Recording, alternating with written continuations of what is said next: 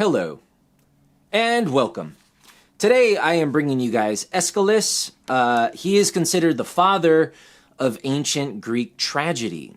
So he wrote tragedies that were performed on the stage in the 5th century BC in Greece, and he has many that you've heard of, perhaps Agamemnon, the Persians, Seven Against Thebes. But the one I'm bringing you, the one I want to talk about really, is Prometheus Bound. Prometheus Bound. Prometheus is a character that we've seen incarnated in various artistic works, including modern ones. And Prometheus is a Greek titan who helped Zeus, the sky god and head of the Greek pantheon, overthrow Zeus's father to become the absolute ruler of the heavens and earth and all the other gods. So Prometheus was a titan who helped the younger gods overthrow the other titans. And then something happens. Before this play takes place, Prometheus ends up giving fire. He actually steals fire from the gods and gives it to man. Now, why does he do it? He does it because Zeus, who Prometheus helped ascend the throne, Zeus wasn't happy with mankind. He was not happy with our species. He wanted to wipe them out and start fresh and create something new. And Prometheus had pity on us, poor mortals, who before Prometheus gave us the fire that he stole from the gods. We were described as very animalistic. We didn't have forethought. We had no art, no technology. We were a pretty basic animal. So Prometheus helps us out. He wants to save us. And for that, he is punished severely by Zeus, the god who he helped ascend to take the throne. Is now punishing the man who helped him, the titan who helped him, for disobeying him, going behind his back and helping mankind, this species that he wanted to wipe out. So Prometheus Bound is not the earliest story of Prometheus. It is from the 5th century BC, so it's a long time ago. But there are earlier writings about Prometheus from other Greeks, and they may be different. Prometheus may be portrayed differently than in Prometheus Bound. I'm only going to talk about Prometheus Bound right now. In Prometheus Bound, we start off and Prometheus is being forced at the edge of the world. I believe in the Caucasus Mountains this takes place. In Hephaestus, the god of fire, the fire that Prometheus stole, as well as the names of might and violence. These are henchmen of Zeus. Hephaestus is also working for Zeus, but he's a little reluctant. He has pity on Prometheus. Might and violence are there to ensure Hephaestus does his work properly, because Zeus has ordered them, particularly Hephaestus, to crucify Prometheus to this mountaintop, to the rocks, with chains and spikes. And Prometheus is now condemned to be crucified on this mountain at the edge of the world. Caucasus Mountains, Scythian Mountains, something like that. As punishment for betraying Zeus. What was it? What it was the betrayal? He had helped Zeus ascend the throne, but you would think Zeus would be forever grateful. He helped me get to the top. And yet, you did betray me. That species of man that I wanted to wipe out so I can create something new. You know, they're taking up space. They're just animals. Well, you gave them power. How did they get power? Because you gave them knowledge, right? Whenever you see a depiction of Prometheus, not whenever, but in many cases, in art, look at The Cave of Eternity by Luca Giordano, you will see him with wings on the right-hand side. He is holding a torch. He is the bearer of fire, and he gives this fire to man, and fire is power. If you ever watch the reality TV series Survivor, fire is your life in the game of Survivor. When they snuff your fire, you're out. And you could imagine that fire is perhaps the most important technology we have ever possessed. Certainly one of them, and certainly the one that got the ball rolling for many other technologies. So because you did that, because you gave humans this power to survive, this power not only to survive, but to thrive, a power to differentiate themselves, he gave them wisdom. He gave them understanding. It's not just technology. He expanded their minds. This is the gift that Prometheus gives to mankind. So Prometheus is punished. He is nailed to this rock for helping mankind.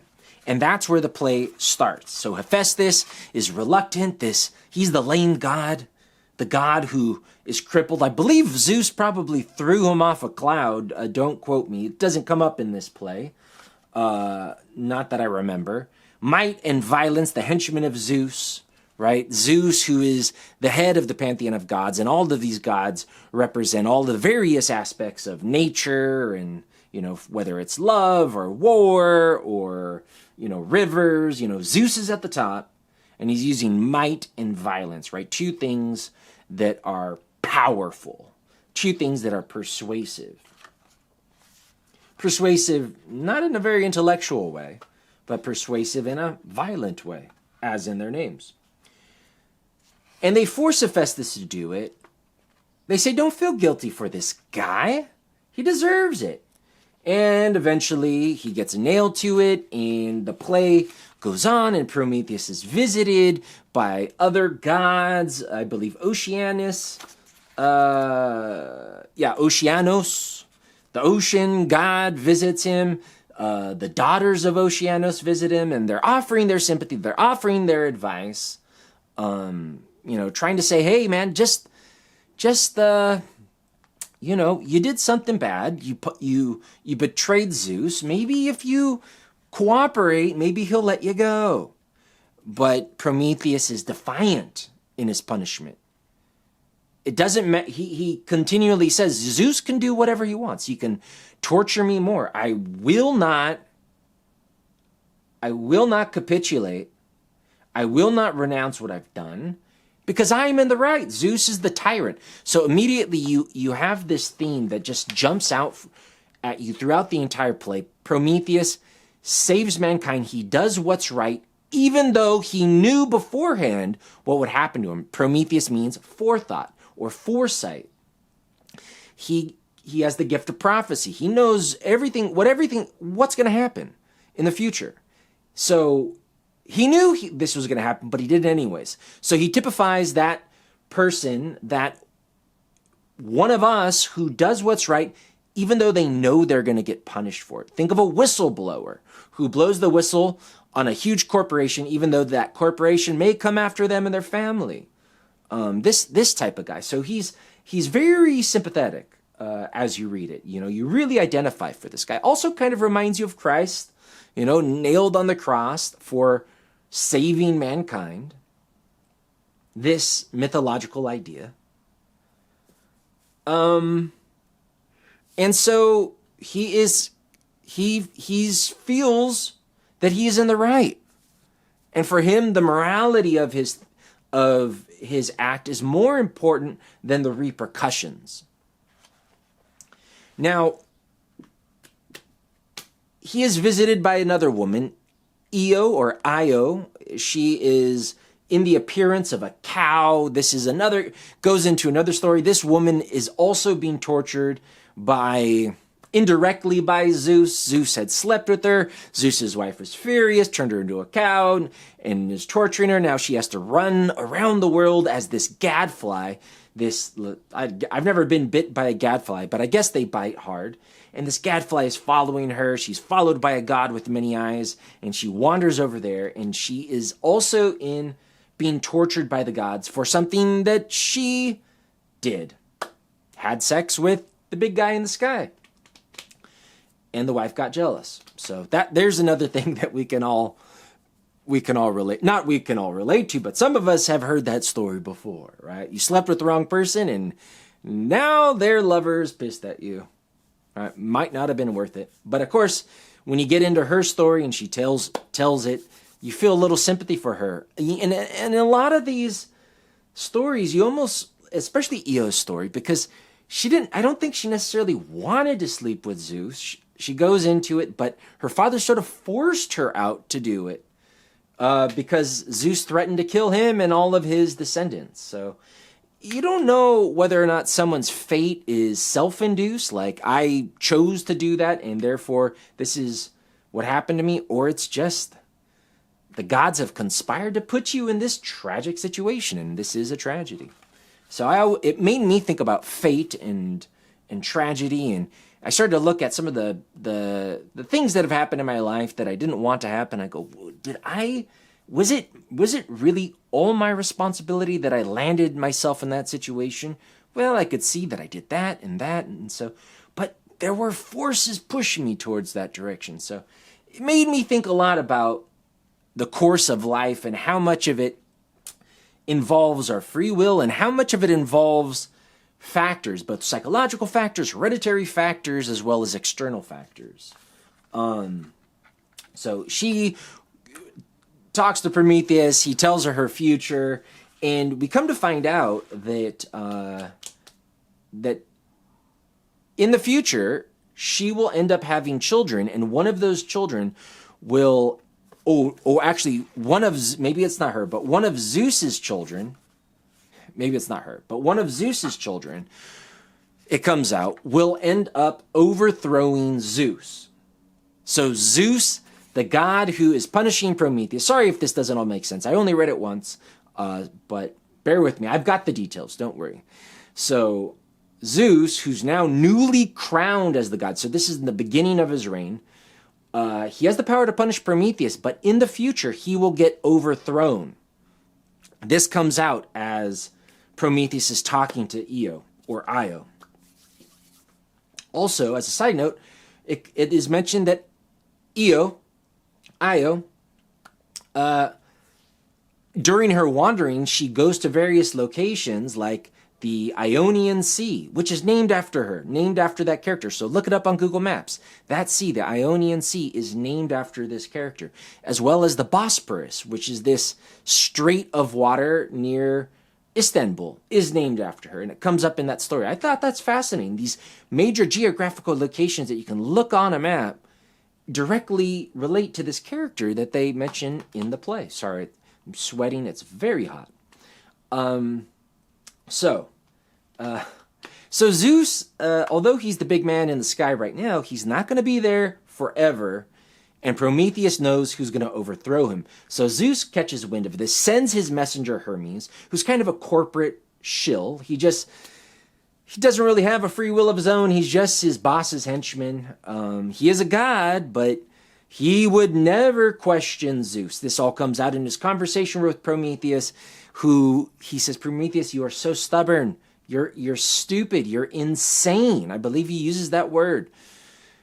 To think that you can get away with defying Zeus. And Prometheus is like, I may be insane, but at least I'm not a slave. You're a slave to Zeus. So very interesting, because on one hand you think, oh, how nice it would be to be Hermes, this handsome god who can fly through the air. But at the same time, he's sort of under the thumb and just this servant, whereas although Prometheus is chained up and crucified, he still has the freedom to say what he wants, to say what he thinks. So you get into that whole freedom of speech and having the confidence to rebuke authority. So these themes come up. So Hermes wants to know who's going to overthrow Zeus. Zeus wants to know. And maybe, it's inferred that maybe if he gives up the information, maybe he'll get free. So imagine that. And if you don't tell me, and I leave this mission unsuccessful, and I go back to Zeus, well, guess what he's going to do? He's going to like shatter this rock, throw you down into a massive crevice. He's going to have this bird come down and eat your liver every day. He's just going to strike you with thunderbolts, put you through terrible tortures, even worse than what you're going through. Now, what do you think Prometheus does? Many of us might, it's like that torture scene. You hold out for a while when they're punching your face, but when they start chopping off fingers, that's when you spill the beans, right? Well, Prometheus is not going to do that. And he also knows that he's going to be freed. He knows that someone is going to free him. I think this is Eos' child, Hercules, if I'm correct. All right, maybe I'm not. Double check. Anyway, so Prometheus is just this Christ figure. He's the martyr. He's the whistleblower. He's facing the tyrant, Zeus. He's also the light bringer, right? He has the torch, and he's given the fire to man. He's expanded our minds. He's responsible for science and progress. So those are the overall themes. Now I should mention that. We never end up finding what happens at the very end because it just all takes place right there. Prometheus is just defiant. But